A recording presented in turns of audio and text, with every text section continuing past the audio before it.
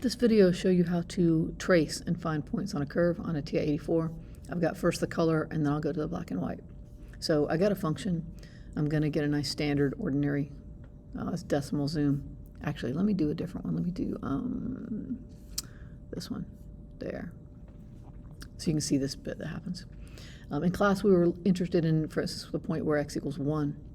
So if I trace along this, it usually starts in the center of the screen. I mean, it always starts in the center of the screen, I think, as long as there's a point there. But normally that's 0, 0 for most zooms. And as I move around, you can see I'm getting these not very pretty locations. Doesn't matter. I'd like to know what happens at x equals 1. I'm just going to tell the calculator 1 by typing the 1 and hit enter, and it'll jump exactly to the point that I wanted. 0 was a point we're interested in. And we also wanted this minimum location. If I try to trace to that, negative 1.36 looks pretty close. Negative 1.51 looks pretty close, but yeah, is it exactly negative 1.515 repeating? I don't know that it is. So if you go to the calc button, which is second of trace, that is a minimum.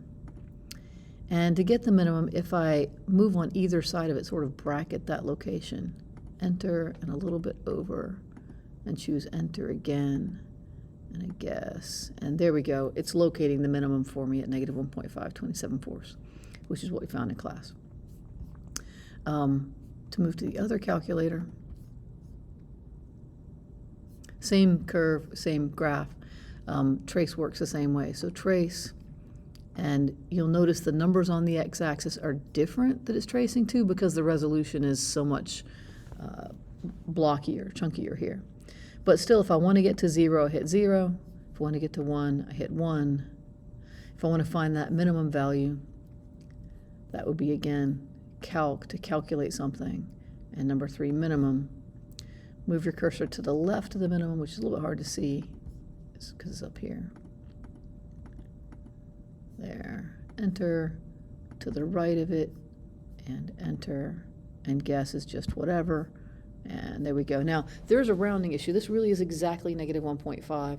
The calculator, its precision is not perfect.